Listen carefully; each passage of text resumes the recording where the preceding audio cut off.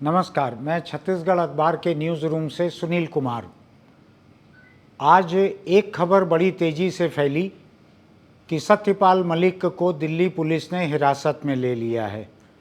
बाद में पुलिस ने यह खुलासा किया कि वो एक जगह खाप पंचायत की बैठक में बैठे हुए थे, उस बैठक के लिए इजाज़त नहीं ली गई थी, इसलिए पुलिस ने वो बैठक ख़त्म करवाई।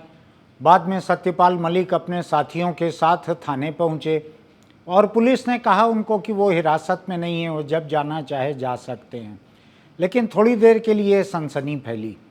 ये सनसनी इसलिए भी फैली कि सत्यपाल मलिक के एक इंटरव्यू के बाद, जिसमें उन्होंने जितने सवालों के जवाब दिए हैं उससे अधिक सवाल खड़े किए हैं और बहुत ही गंभीर सवाल खड़े किए हैं। आसान नहीं है वो किसी के भी लिए, इस देश के लिए बहुत मुश्किल सवाल हैं, उनके जवाब पाना नामुमकिन है।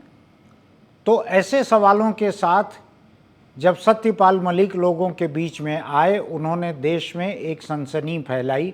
उसके तुरंत बाद एक पुराने मामले में जो पहले से चले आ रहा था, सीबीआई जिसकी जांच कर रही थी, उस मामले में सीबीआई ने उनको बयान देने के लिए बुलाया है। पहले भी बुला चुकी है सीबीआई, मामला भी पहले से चल रहा है। इसलिए ऐसा नहीं है कि उनके इस इंटरव्यू के बाद इससे विचलित होकर केंद्र सरकार ने उनके पीछे सीबीआई को लगा दिया हो, ऐसा नहीं है। ये पहले से चले आ रहा था मामला।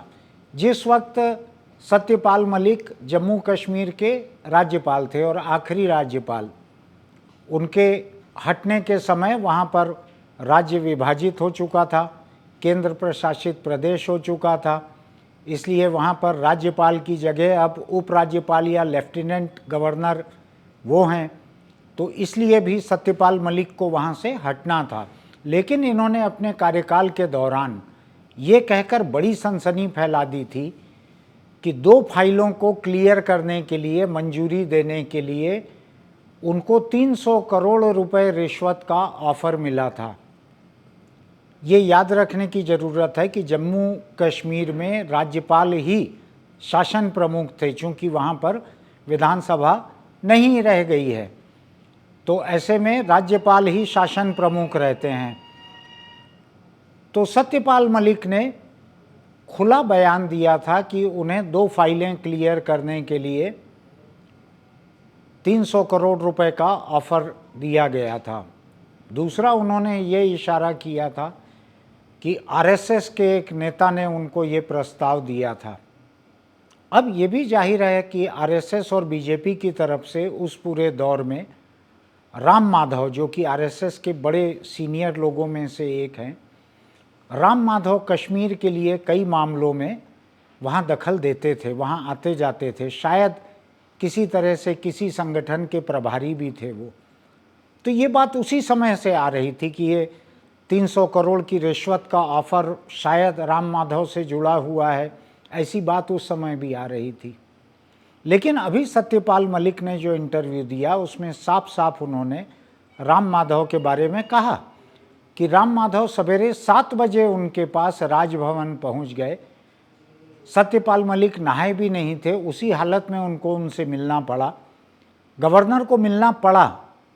इससे जाहिर है कि राम माधव की वहाँ ताकत क्या थी। तो उन्होंने ये सवाल नहीं उठाया है, ये आरोप उन्होंने दोहराया है, बड़े साफ साफ शब्दों में दोहराया है कि 300 करोड़ की रिश्वत का ये प्रस्ताव जो है ये राम माधव पे चढ़कर पहुंचा था उनके पास तक। हालांकि राम माधव ने इसको लेकर सत्यपाल मलिक को शायद नोटिस भी भेजा है एक। खैर, अभी आज इस मुद्दे पर यहाँ बोलने का मेरा मकसद थोड़ा सा अलग है। इसके पहले कि मैं अपना मकसद बोलूँ, मैं एक आखिरी बहुत ही ज़रूरी बात सत्यपाल मलिक की कही हुई दोहराना चाहता हूँ, जो उन्होंने इंटरव्यू में भी कहा, इंटरव्यू के बाद कई चैनलों से बातचीत में भी कहा। उन्होंने घूम फिर कर ये बात वो कई बार बोल चुके हैं कि 2019 में जब सीआरपीएफ के एक बहुत बड़े सड़क काफिले पर एक बहुत बड़ा विस्फोटक हमला हुआ, जिसमें 44 जवान मारे गए थे सीआरपीएफ के, बहुत बड़ी शहादत थी, शायद सीआरपीएफ के पूरे इतिहास की सबसे बड़ी शहादत थी। और कश्मीर में भी किसी एक मामले में एक साथ इतने जवान मारे जाएं, ऐसा शायद नहीं हुआ था। तो इस मामले को लेकर उन्होंने साफ साफ कहा कि सीआरपीएफ ने केंद्रीय गृह मंत्रालय से हवाई जहाज़ मांगे थे, चूंकि वे अपने लोगों को सड़क के रास्ते ले जाना नहीं चाहते थे। होम मिनिस्ट्री ने हवाई जहाज़ देने से मना कर दिया था और खतरे को झेलते हुए सीआरपीएफ सड़क से गया। इसके अलावा भी उन्होंने कई आरोप लगाए, लेकिन जो सबसे बड़ा आरोप उनके पूरे इंटरव्यू का है वो ये है कि जैसे ही ये हमला हुआ, प्रधानमंत्री नरेंद्र मोदी उस वक्त एक किसी विदेशी पत्रकार के साथ एक जंगल में वन्य जीवन कैसे जिया जाता है इसकी शूटिंग कर रहे थे। टेलीफोन कवरेज एरिया से बाहर थे और वहाँ से उन्होंने सड़क पर आकर एक ढाबे से टेलीफोन किया था सत्यपाल मलिक को कि तुम इस मामले में चुप रहो। सत्यपाल मलिक का कहना है कि राष्ट्रीय सुरक्षा सलाहकार अजीत डोवाल ने भी उनको कहा कि वो इस मामले में चुप रहें, और ये सत्यपाल मलिक का कहना है कि उनको चुप रहने इसलिए कहा गया कि तमाम लोग इस मामले में पाकिस्तान का हाथ मानकर चल रहे थे और ये बात 2019 के चुनाव में प्रधानमंत्री नरेंद्र मोदी की भाजपा को सूट कर रही थी। उनको माकूल बैठ रही थी कि लोग पाकिस्तान के बारे में सोचें कि इतनी बड़ी शहादत पाकिस्तान की वजह से हुई है। ये सत्यपाल मलिक का कहना है, मेरा कहना नहीं है। अब मेरा कहना यहाँ से शुरू होता है आज की बातचीत का मेरा मकसद। मैं सोचता हूँ कि सत्यपाल मलिक ने चूँकि संविधान की शपथ ली थी राज्यपाल बनते हुए, जम्मू कश्मीर के मुख्य न्यायाधीश ने उनको शपथ दिलाई होगी उस वक्त, इसलिए मेरा मानना है कि उनकी पहली जवाबदेही केंद्र सरकार के प्रति न होकर संविधान के प्रति थी। और संविधान के दायरे में अगर उनको लगता था कि ऐसा कोई भ्रष्टाचार इतना बड़ा हो रहा है, उनके पास प्रस्ताव आया है, तो ये सत्यपाल मलिक की जिम्मेदारी थी कि ऐसे 2 मामलों की जांच शुरू करवाते, सीबीआई को कंप्लेंट करते, इसकी इंक्वायरी चालू करवाते, जो भी करते। लेकिन ये काम किया उनके बाद वहाँ आने वाले लेफ्टिनेंट गवर्नर मनोज सिन्हा ने। उन्होंने ये मामले सीबीआई को दिए जांच के लिए, सत्यपाल मलिक ने नहीं दिए।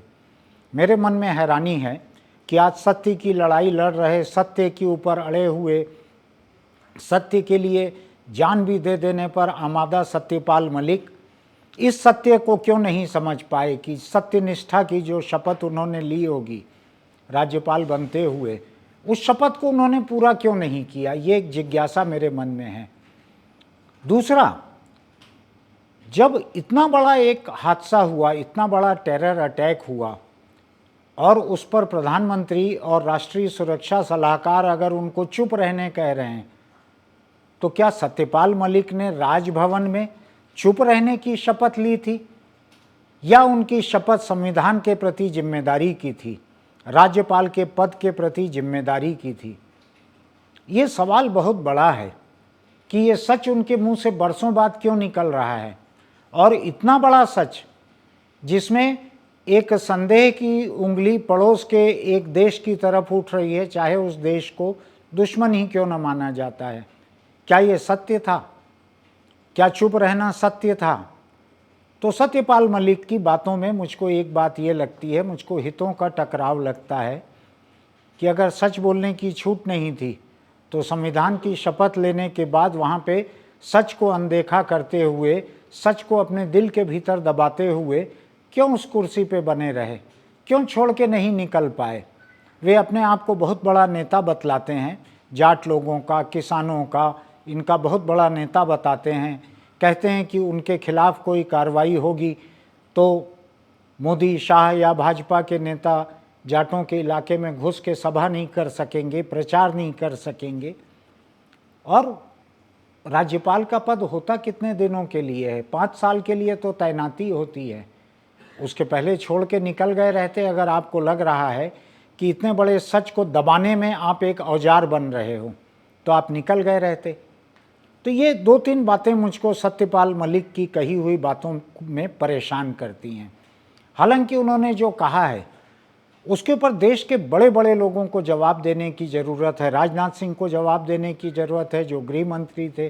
डोवाल को जवाब देने की ज़रूरत है कि उन्होंने क्यों चुप रहने को कहा।